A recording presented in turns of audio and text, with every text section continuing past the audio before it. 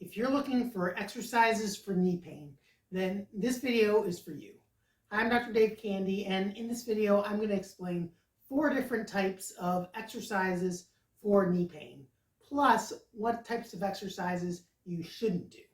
Now, if you find this video helpful, give it a like or thumbs up and subscribe to our channel so you can get notified of our future videos. Now, I will give you a fair warning. I'm a little bit heated making this post right now. That, in all full disclosure, I do kind of check the internet to see what other information is available about this topic before doing these videos. And one of the top posts I found was from the American Physical Therapy Association, our own professional association, about different exercises for knee pain. And here's kind of what I found. Clamshell exercises were the number one.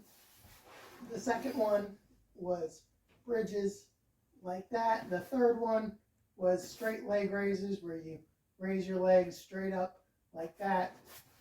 The fourth was side leg raises, where you go up and down like that.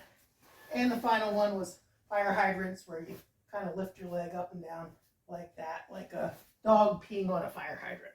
Now, I don't know about you, but the commonality between all of those are none of them are standing up.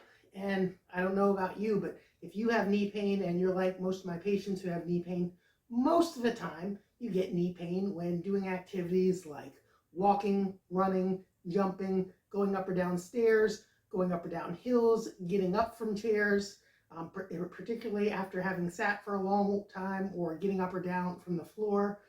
All of those things require being on your feet. And so to see the American Physical Therapy Association recommending exercises where none of them are standing up, it kind of makes you wonder why people think, physical therapy didn't work for me, or physical therapy wouldn't help my problem. And I kind of see why. So if you'd like some exercises that actually do help your knee pain, here are the 4 different categories of exercises that you can do to help knee pain. Topic number 1, or category number 1, is walking. Well, we all do it every single day, but increasing blood flow, getting aerobic type of activity, and that's probably a better general category, is just aerobic activity. Walking, running, biking, elliptical, all great exercises for your knee. Another common phrase you hear in physical therapy, and I do actually fully agree with this one: motion is lotion. That when you move, your joints secrete synovial fluid, or a lubricating fluid, kind of like lubricating the pistons in your car, or lubricating the hinge on a door so it's not so creaky. When you walk or move or exercise or do aerobic activities, your joints secrete a lubricating fluid called synovial fluid, which helps keep the joint surfaces sliding smoothly on one another and not creaky or grindy. Particularly if you have knee arthritis, that's really important to keep your knees moving. So any type of aerobic activity where you're moving for 10 minutes, 20 minutes, 30 minutes, however long you can start with, but ideally 20 plus minutes to get the cardiac benefits, as well as to increase your endurance, to help you have more endurance when you're going through your day, to help you be able to walk longer.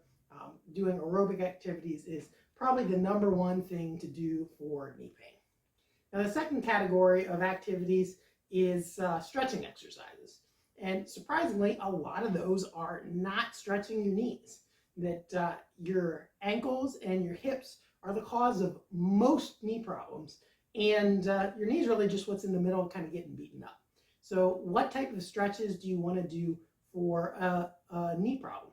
Well, first of all, if you're looking at your ankles, your calves are a big cause of knee pain. And the reason for that is if you can't take a step, if you can't keep your foot flat on the floor while taking a step, your knee is going to find an alternate pathway around it. And what it's going to do is it's going to turn the knee inwards and flatten your foot out, but also put stress on the ligaments on the inside of your knee, on the tendons, the hamstring tendons, and the other tendons that attach right on the inside of the knee. It's also going to put a strain on the IT band, where it kind of wraps around the knee over there, causing problems like runner's knee. So you don't want to twist your knee inward when you're walking.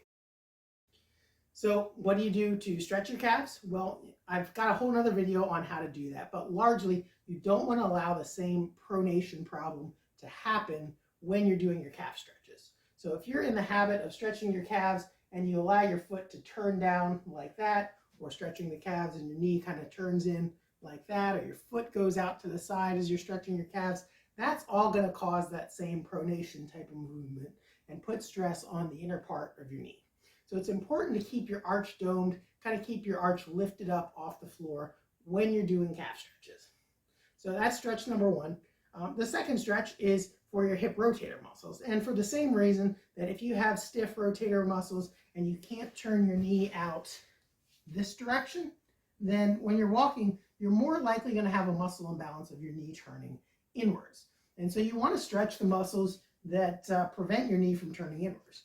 And that's largely a function of your hip. Your piriformis muscles, or your hip rotator muscles is a better general term for them. And you can do that simply by sitting, pushing down, and pressing down like this.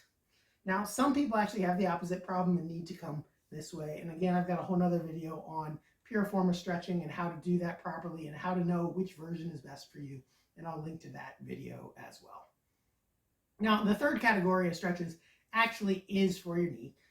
It's the quad muscles, but particularly the rectus femoris muscle, or the one that crosses both your hip and your knee joint, is the one that tends to cause people most problems. If you have pain on the front of your knee, particularly if it's going up or even particularly more downstairs, that is often due to stiff, tight quad muscles, which cause increased compression on your kneecap up against the thigh bone. And again, if you have arthritis, that even narrows the joint space a little bit more. So it's particularly important to maintain the flexibility in your quad muscles. Now, a lot of people will do quad stretches like this, and that's actually an okay way to do it. But if you also happen to have a back problem, it does put your back in quite a bit of arch if you stretch like that. So a better way to do it is laying on a bed, or a little ottoman like this, or laying off the edge of your stairs and kind of stretching down that way. You can also do it kneeling, if you're kneeling like this. And this is the hip flexor muscle, or the quad muscle, that you're stretching. It's both a hip flexor and a knee extensor because it crosses both your hips and knees. And you want to make sure you don't allow your back to arch. So you kind of keep your pelvis tucked under and push your hips forward just till you feel a stretch in the front of the thigh muscle. And so that is another stretch that can help if you have knee pain. The last classification of stretches, and these are probably the ones that people think of the most, but in reality, your hamstring muscles don't make that big of a deal in a lot of cases of knee pain. You do actually have a hamstring muscle that wraps around and attaches right on the inside of your knee. So if you get inner knee pain, particularly inner knee pain that's below the actual joint, then you might have a stiff hamstring muscle, and particularly the inside hamstring muscles. So if that's the case for you, you can stretch your hamstrings with your foot fully supported on a table or bed. You don't want it hanging over the edge like that. You want it fully all the way on whatever surface you're sitting on. Other leg hanging down to the ground, leaning forward with your leg turned slightly out to the side, so that biases these inner hamstrings a little bit more. So those are the 4 classifications of stretches for knee pain that are probably most effective for most people. Now, a little disclaimer for this video: not every stretch is going to work for every person, and you do probably need some help or guidance to understand which stretches or exercises are best for your type of knee problem. So if you live in St. Louis and you'd like our help, just feel free to reach out. You can reach us through our website, and we'd be happy to help you out and find out which stretches or exercises are best for your knee pain. So moving on to the third classification of exercises for knee pain, that's going to be the functional strengthening exercises. And what that amounts to is exercises that help increase the strength of your hip and your knee and your ankle all in one. So that could be something as simple as doing a squat. And doing a squat is something that, again, a lot of people with knee pain have trouble doing.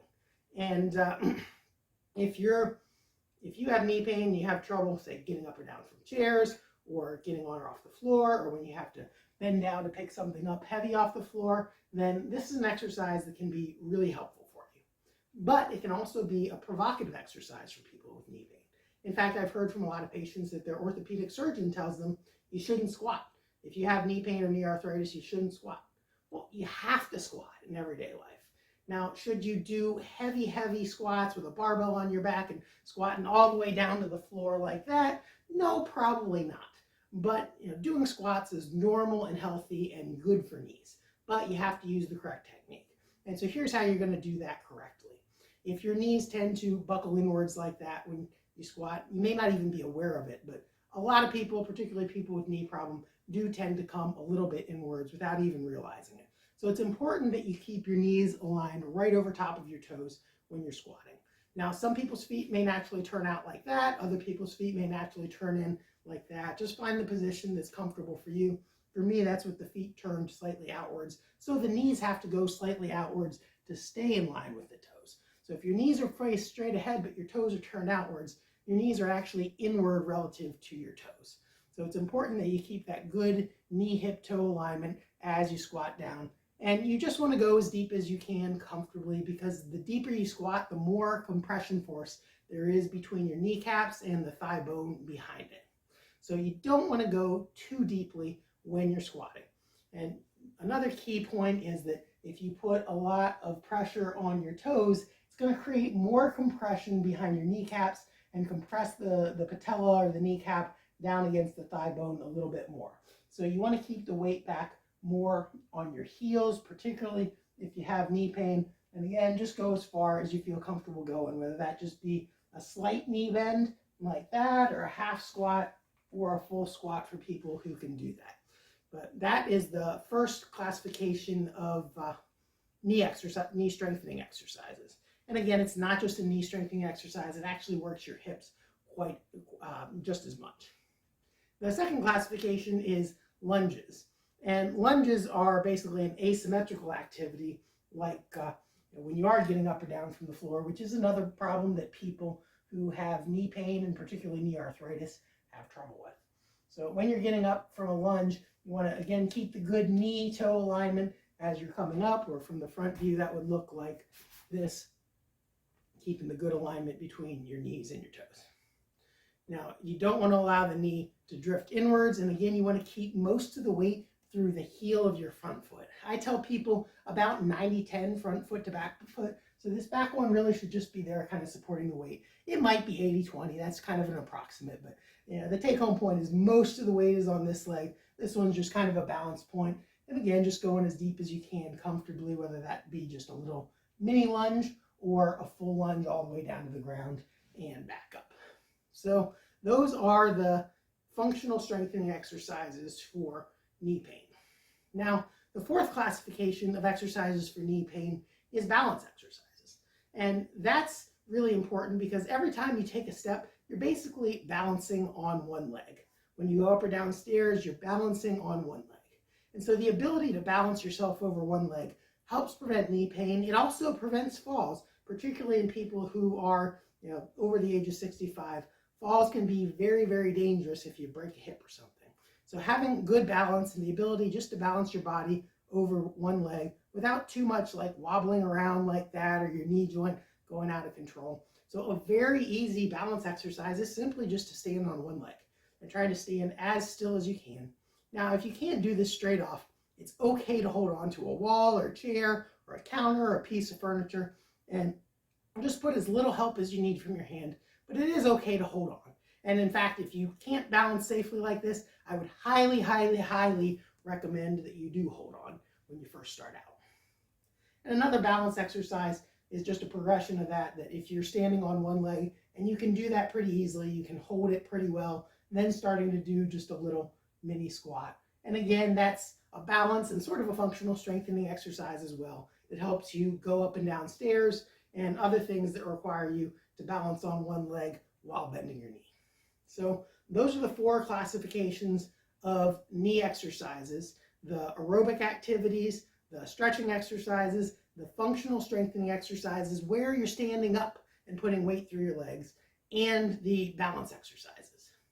Now, if you do need some help to get guided in the right direction and you'd like to find some physical therapy that's a little bit different from the standard physical therapy that actually works, then feel free to reach out to us. We'd be happy to help you. You can just give us a call at More for Life at 314-941-3970, or fill out one of the forms on our website, download a copy of our free knee ebook and see if we might be a good fit for you. And if you live outside of St. Louis and you found this video helpful, give it a like or thumbs up and subscribe to our channel so you can get notified of our future videos. Thanks for listening and have a great day.